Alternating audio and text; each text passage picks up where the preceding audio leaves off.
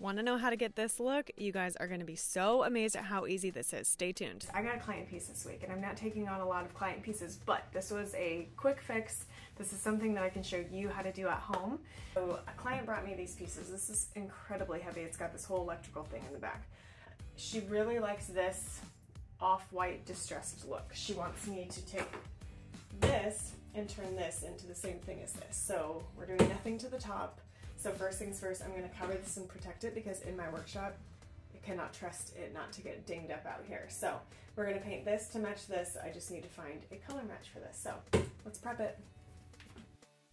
I'm going to show you how to prep this piece because this is going to take the majority of your time, but when you do this right, you're not going to run into issues going down the line. So I'm using painter's tape, some taping paper, and some scissors to cover up the top. The tops are perfect. They don't need to be touched. And so before you even do anything to the piece, you want to cover up what does not need to be touched so that nothing, no chemicals, no cleaning products can get on it. In a lot of my videos, you'll see that I use a paint spray gun. In this one, I did not want to do that because the piece had a painted look. So it had the brush strokes, it had the grooves that you wanted the dark wax to get into. And so we wanted to maintain that aesthetic throughout the whole piece. And so I do need to do this by hand. To repaint this doesn't mean that you have to strip it. And so if you are just doing a recoat, notice that this has already been painted. So it already has been primed, it's been sanded down, it's been adhered to, and all that's on this, as I feel it, it feels like there's a wax on it, like a furniture wax. And so the best way that you can clean this is not, I'm gonna do a degreaser at first, but then I'm gonna take mineral spirits to it. Mineral spirits gets off wax like nobody's business. So if I just take off that wax, then I can literally just paint over this. And so I'm gonna go through the hardest part of this is taping off the parts that you do not want painted. And so it's taping off the drawers. She wants this to stay the same. This is a textured like burlap pattern texture. It's fantastic. And we're keeping the tops. And so she wants these drawer frames to be painted, which is just gonna take a lot of extra time, but that's okay. So I'm gonna go through and tape the rest of these, and then I'm gonna go through and start cleaning these up. So I cleaned before I started taping, but I cleaned with a degreaser first, and then I went through with a green spongy pad and a brush, and I went through with mineral spirits and water and just rubbed off as much of the finish as I could and just cleaned it up enough so that I could get to painting it. When you're color matching, you just want to try a small section first. So I decided to take one of the legs. I buffed it down with a 120 sandpaper just to get some more of that wax off. And then I used Cotton by Dixie Belle, and I found a match. With the dark wax added to it and the clear wax, it's going to bring about the look that the side table has. This cotton paint is a really smooth matte finish, and it's absolutely gorgeous, and it's just off-white enough to create this look. I love all of Zebra's brushes, but they are not all supposed to be used for the same thing. This is my 2-inch angle brush, and I started using it on the drawers thinking this would be the easiest one to use. It wasn't, and I quickly switched to a round brush after this.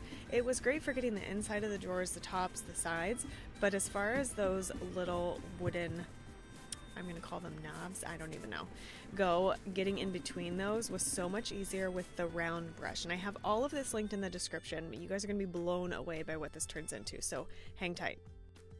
And just a reminder, I went through with an electric sander that has a foam pad on it, and I gave everything a buff sand. And so I didn't do it all by hand. You don't have to have a sponge sander, but it does help just to even get those hand sanders to go around curves in more of a sponge fashion so that you can get around curves a lot easier than using just a piece of sandpaper in your hand.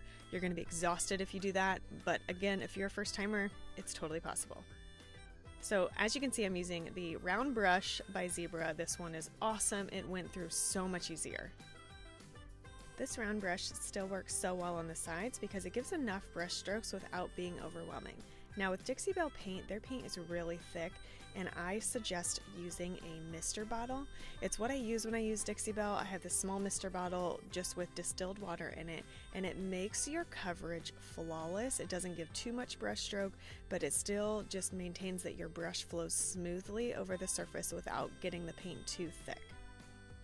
Once this dries, we're going to put on a wax coating, a clear wax coating. the same exact way, so the same technique, but I'm going to use a wax brush or a sock. If you don't have a wax brush is also great. I'm going to show you how to use that in fast motion, but basically the way that I'm putting on the paint is the way that I'm going to put on the wax. So you don't just rub it in circles, you rub the wax the same way to get it in all the grooves that you have painted with. I'm going to let you watch the whole side in real time, and so if you are a paint pro and you don't need to watch how I do an entire side, you can skip 2 minutes ahead and we'll get to the next part.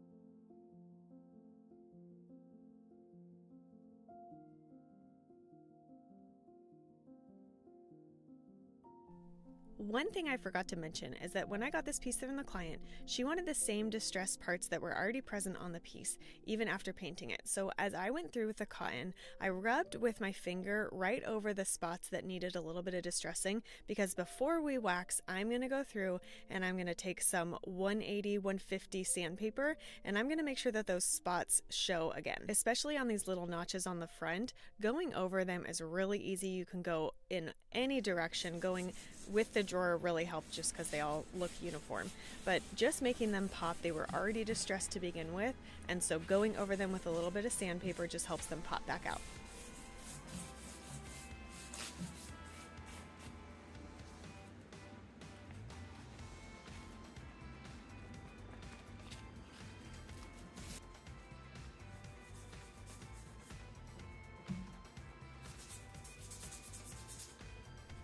Once this part is done, you want to make sure you clean your piece with a tack cloth to make sure all the sanding dust is done. Then we get to get out our clear wax by Dixie Belle. You can use any wax, but I do love this.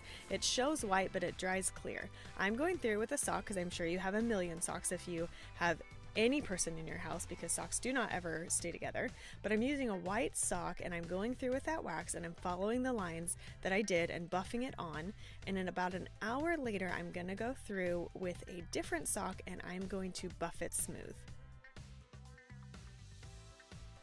Dark wax is up next. This is the Best Dang Wax in dark brown. I'm going on with a waxing brush this time, and I want to get it down in between each of those little knob things.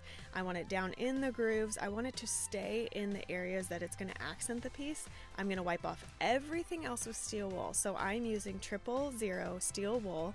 It's linked in the description below. This is a really, really light steel wool that's not going to rip the paint off, but it's going to remove any of the wax in the areas that I don't want it. The same principle goes for the side. I use that waxing brush and I go up and down side to side just like I did with the clear wax, and then I remove the majority of it from the sides with that steel wool. For the drawers, this was going to take an incredibly long time, so I actually got out a steel wool brush, and this was super helpful to be able to get in and around those circles, because by hand doing it, oh my gosh, my fingers were sore after one drawer. And so this really helps get in the middle, and it also distressed it a little bit more and just gave it a really cool look at the top.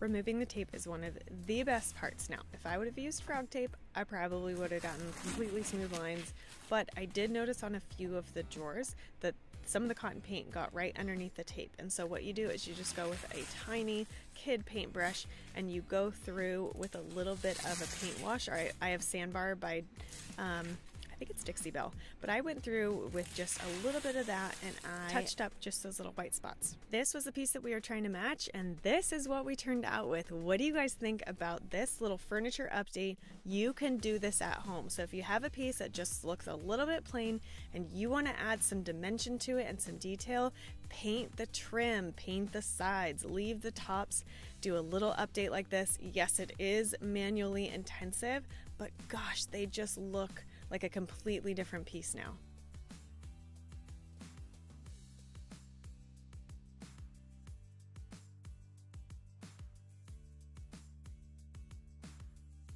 If you are not subscribed at this point in the viewing, please hit that subscribe button and comment and like on this video. It really helps out my channel. You guys are awesome. Make sure that you catch me on Instagram and Facebook. You can communicate with me there.